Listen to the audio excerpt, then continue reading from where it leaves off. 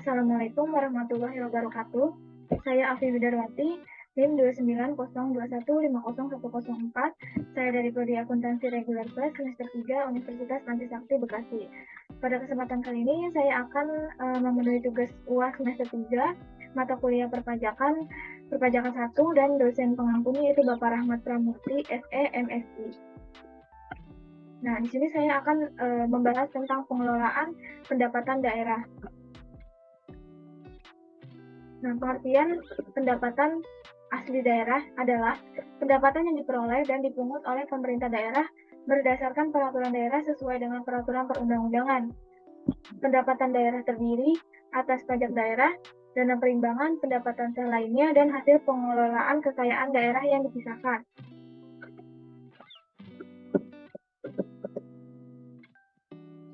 Nah, ini di sini ada sumber-sumber pendapatan asli daerah. Yang pertama yaitu ada pajak daerah. Menurut UU nomor 34 tahun 2000, pajak daerah dibagi menjadi pertama, satu pajak pemerintah daerah provinsi. Itu dapatnya tuh dari mana aja? Yang pertama ada dari pajak kendaraan bermotor atau PKB dan pajak kendaraan di atas air. Yang kedua, biaya balik nama kendaraan bermotor atau BBNKB. Yang ketiga ada pajak bahan bakar kendaraan bermotor atau PBBKB. Yang terakhir ada pajak pengambilan dan pemanfaatan air di bawah tanah dan air permukaan. Selanjutnya ada pajak pemerintah daerah, kabupaten atau kota. Nah, di sini yang pertama itu pajak hotel dan restoran. Di sini tuh dikenainya pajaknya sebesar 10%. Yang kedua ada pajak hiburan, dikenai 35%. Ketiga ada pajak reklame, dikenai 25%. Keempat, pajak penerangan jalan dikenai 10%. Yang kelima itu pajak bumi dan bangunan. Nah, di sini tergantung dengan luas tanah dan bangunan yang dimiliki. Selanjutnya ada retribusi daerah. Retribusi daerah ini ada 3 jenis. Yang pertama yaitu jasa umum. Jadi jasa umum ini seperti pelayanan kesehatan, pelayanan sampah gitu. Yang kedua ada jasa usaha, contohnya pasar grosir, terminal, tempat rekreasi. Yang ketiga yaitu perizinan tertentu, kayak IMB atau izin mendirikan bangunan, SIUP, izin untuk usaha. Kalau itu juga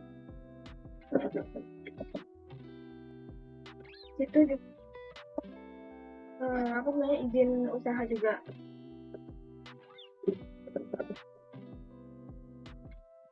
Selanjutnya yaitu dana perimbangan. Jadi berdasarkan peraturan daerah nomor 104 tahun 2000, dana perimbangan sumber pendapatan diperoleh dari APBN. Tujuannya ini untuk meningkatkan pelayanan dan kesejahteraan masyarakat. Dana perimbangan dibagi menjadi 3 bagian. Yang pertama ada pendapatan dari pajak daerah seperti PBB, pajak penghasilan, sumber daya alam, dan lain-lain. Yang kedua ada dana alokasi umum. Dana ini diperoleh dari APBN dan dialokasikan ke daerah sebesar 10% untuk provinsi dan 90% untuk kabupaten atau kota. Yang ketiga yaitu dana alokasi khusus atau DAK, adalah jenis dana yang telah dialokasikan dari APBN kepada daerah tertentu yang ditujukan untuk membiayai kebutuhan khusus dengan memperhatikan ketersediaan dana dalam APBN. Nah, selanjutnya ada pendapatan sah yang lainnya, yaitu berasal dari hasil penjualan kekayaan daerah yang tidak dipisahkan. Kedua ada jasa giro. 3 penerimaan atas tuntutan daerah. 4 pendapatan dari denda pajak. 5 fasilitas sosial dan fasilitas umum. 6 pendapatan bunga. 7 pendapatan dari penyelenggaraan pendidikan dan pelatihan. Nah, selanjutnya ada hasil pengelolaan kekayaan daerah dipisahkan. Pengelolaan kekayaan daerah yang dipisahkan terdiri atas bagian laba, BUMN, dan hasil kerjasama dengan pihak ketiga.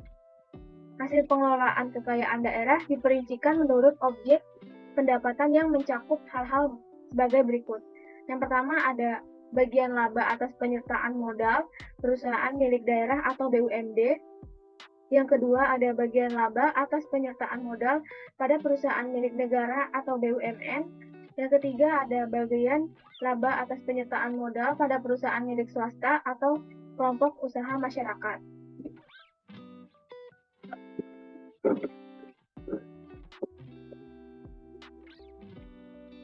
Selanjutnya, di sini saya memiliki contoh tabel rekapitulasi retribusi daerah yang berkaitan dengan potensi pajak daerah Kabupaten Bandung.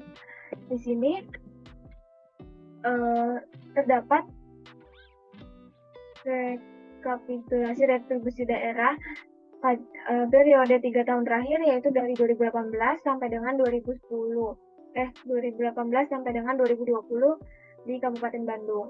Pada tahun 2018 terdapat target 381.464.99999. Nah, realisasinya yaitu 468.478.510.168. Di sini keterangannya target tercapai dan melebihi. Nah, untuk tahun 2019 398.176.000.00 realisasinya 462.176.000.000. Keterangannya target tercapai bahkan melebihi juga, sama seperti di atas. Tahun yang terakhir yaitu 417.274.037.623.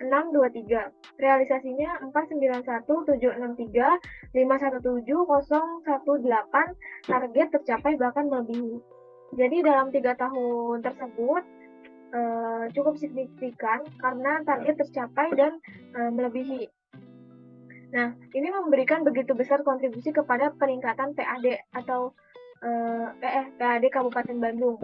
Dapat diyakini di masa pandemi COVID-19 saja target dapat dilampaui.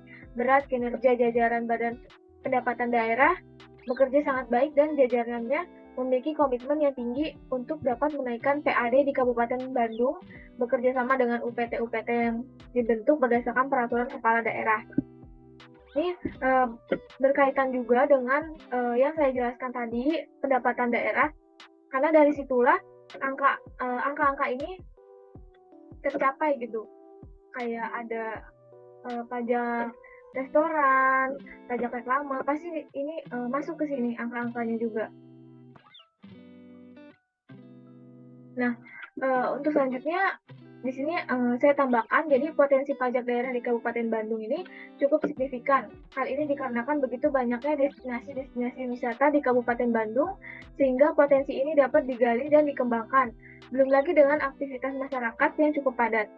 Di Kabupaten Bandung, di wilayah Kabupaten Bandung, banyak UMKM yang membuka restoran-restoran, khususnya restoran Padang, warung-warung Tegal, merupakan potensi pajak yang dapat dipungut oleh pemerintah daerah.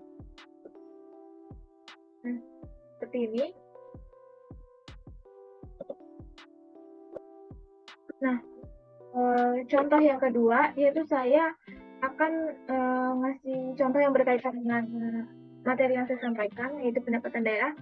Di sini saya kasih contoh APBD, anggaran pendapatan anggaran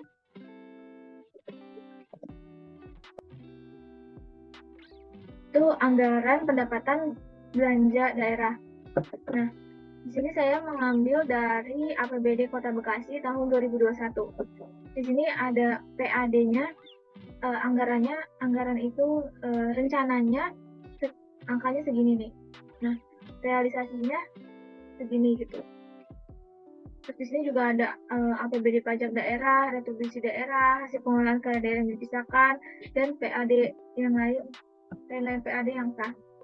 Di sini harapannya anggarannya angkanya diharapkan seperti ini gitu, rencananya, realisasinya segini gitu, dan ini presentasinya. Nah, di sini juga ada APBD pendapatan lainnya seperti ini, APBD Kota Bekasi tahun 2021.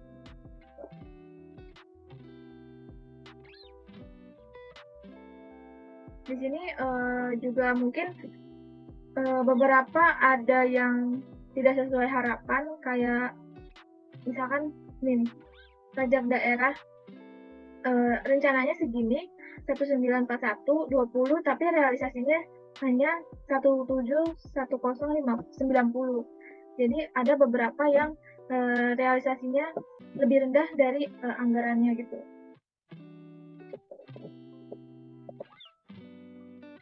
Baik, terima kasih. Cukup sekian materi yang saya sampaikan. Kurang lebihnya saya mohon maaf. Wassalamualaikum warahmatullahi wabarakatuh.